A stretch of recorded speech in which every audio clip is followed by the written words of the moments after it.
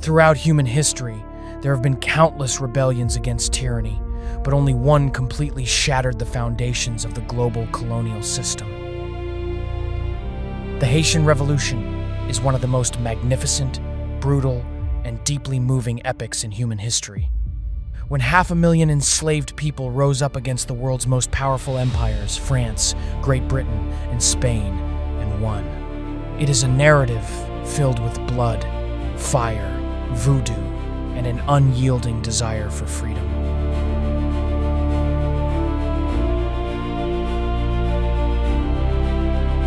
In the late 18th century, the western third of the Caribbean island of Hispaniola was a French colony known as Saint-Domingue. To the French, it was the Pearl of the Antilles because it was, without a question, the most profitable colony in the entire world. Saint-Domingue produced massive amounts of sugar, coffee, indigo, and cotton, single-handedly fueling a large portion of the French economy.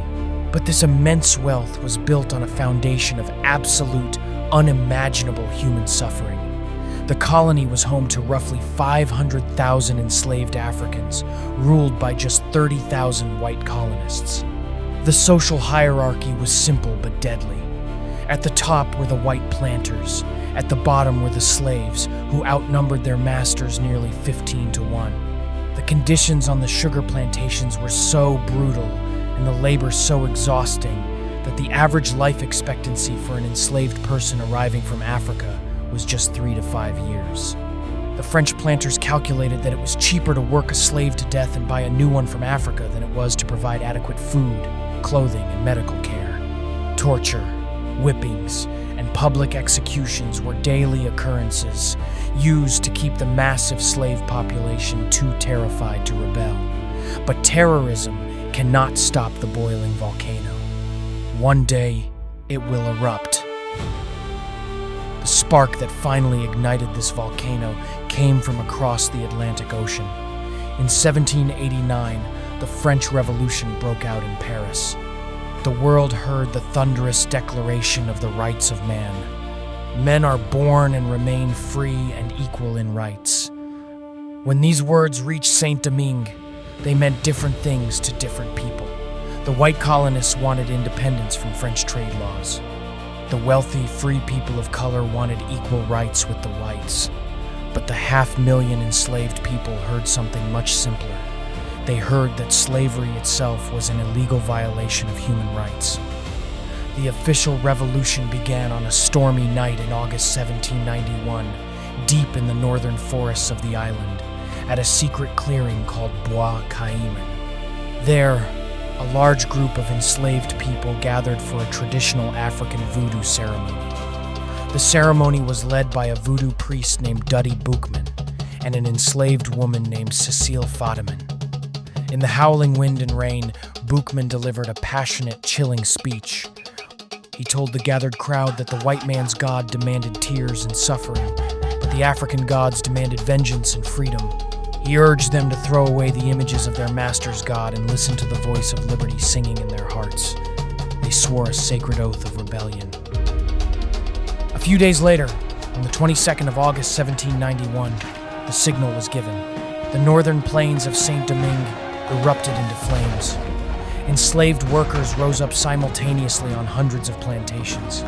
Armed with machetes, torches, and a lifetime of accumulated rage, they set fire to the sugarcane fields and marched against their masters.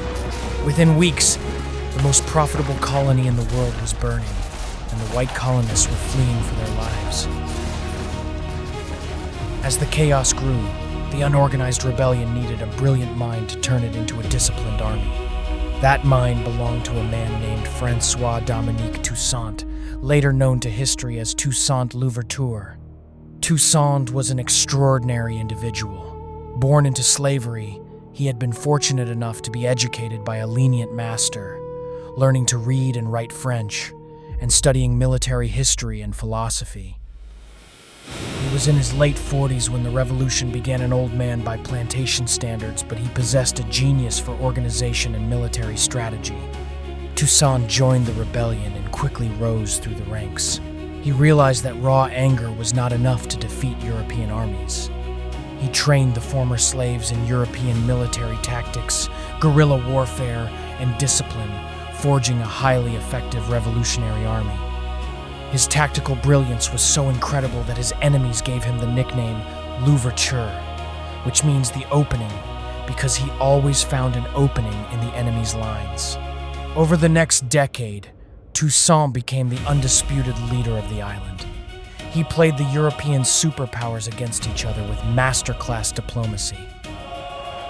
When France abolished slavery in 1794 to win the support of the Black rebels, Toussaint switched alliances, defeated the invading British and Spanish armies, and secured control of the entire island, drafting a new constitution that banned slavery forever. But the story does not end there. In France, a new leader had risen to absolute power, Napoleon Bonaparte. Napoleon was a military dictator who dreamed of rebuilding a massive French empire in the Americas, and he could not tolerate an independent colony ruled by former slaves. Furthermore, French merchants were furious about losing the massive profits from Saint-Domingue's sugar. In 1802, Napoleon sent his brother-in-law, General Charles Leclerc, with a massive armada of dozens of ships and 40,000 veteran French troops, the finest soldiers in Europe, with explicit, secret orders: disarm the black population, arrest Toussaint, and restore slavery. What followed was a war of unmatched brutality. The French troops marched inland, but Toussaint ordered a scorched earth policy. He told his generals, "Leave nothing behind you but ash. Burn the cities, destroy the roads, and let the white man find nothing but hell on this island." Realizing that a prolonged war would destroy his army, General Leclerc offered a peace treaty. He promised Toussaint that if he surrendered and retired to his farm, the freedom of the black population would be guaranteed and slavery would never return. Toussaint, wanting to stop the bloodshed, agreed. It was a trap. Shortly after his surrender, Toussaint was invited to a peaceful meeting where he was betrayed, arrested, and thrown into chains. He was smuggled aboard a ship to France and locked away in a freezing, dark dungeon high in the Jura Mountains. Separated from his family and starved, Toussaint Louverture died of pneumonia in April 1803. But before he died, he left his captors with a chilling warning. "In overthrowing me, you have only cut down the trunk of the tree of liberty. It will spring up again from the roots, for they are numerous and deep." Napoleon thought that by removing Toussaint, the revolution would die. He was dead wrong. Toussaint's top general, a fierce and uncompromising man named Jean-Jacques Dessalines, took command of the revolutionary forces. When news reached the island that France had officially restored slavery in nearby colonies, the people of Saint-Domingue realized they had only two choices: total victory or total extermination. Dessalines did not fight with Toussaint's diplomatic restraint. He fought with absolute, merciless fury. He famously tore the white section out of the French tricolor flag, creating the new flag of his army, symbolizing that the white man had been removed from the nation. The war entered its final, most apocalyptic phase. The French army, suffering from a massive outbreak of yellow fever that killed thousands of their soldiers, resorted to horrific atrocities, using mass drownings and attack dogs against the population. In response, Dessalines matched their brutality blow for blow. The climax of the war came on the 18th of November, 1803, at the Battle of Vertières. In a spectacular display of courage, the Black Revolutionary Army launched a massive frontal assault against the final French stronghold. The French forces were utterly crushed and forced to surrender. The remnants of Napoleon's Grand Army fled the island, defeated not by European rivals, but by the very people they had once kept in chains. On the 1st of January 1804, Jean-Jacques Dessalines stood before the people and officially declared independence. He discarded the French colonial name of Saint-Domingue and renamed the country Haiti, using the original indigenous Taíno word meaning land of high mountains.